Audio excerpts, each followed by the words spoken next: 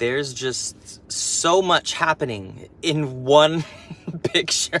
Apparently, the new Captain America movie, Captain America New World Order, stars an Israeli superhero named Sabra, based on the Marvel comic of Sabra, which was introduced in the 80s. Like, the concept of the character, not surprised, you know? But then you read snippets from the actual comic in the 80s, and like, super unnecessary.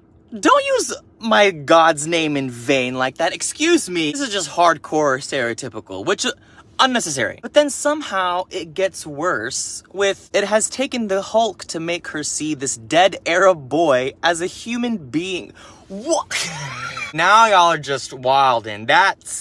That's crazy. I haven't read the entire comic to get more context as to what's happening, but like, just these two alone, like, it ain't looking cute. Putting all that aside, what concerns me more, and I think a lot of other Palestinians, is the name of the superhero, Sabra, which just so happens to be the exact same name and spelling as the Palestinian refugee camp, Sabra, which is where the Sabra and Shatila Massacre occurred in the 80s, where estimated more than 3,500 Palestinians were executed. Some Lebanese, but majority Palestinian. For those of y'all who don't know, Sabra and Shatila were two Palestinian refugee camps in Lebanon, mostly comprised of Palestinians who were forced to flee Palestine because of Israel. At this specific time in 1982, Israel had invaded Lebanon and they had full control over the Sabra and Shatila refugee camps. In order to prepare for the massacre, the Israeli military surrounded the entire perimeter of the refugee camps to make sure that no Palestinians are allowed to escape. They closed off all exits for the Palestinians and then opened the gates to allow right-wing militia to enter the refugee camps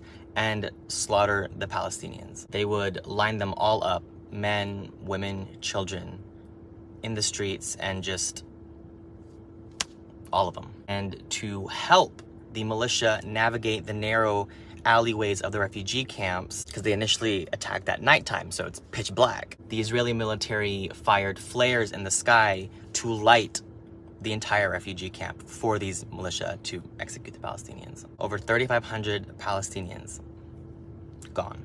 And to further highlight Israel's role in this, Israel provided the bulldozers to dig massive graves for the Palestinians who were executed. But you'll often hear, oh, they didn't do it themselves, though. It wasn't them.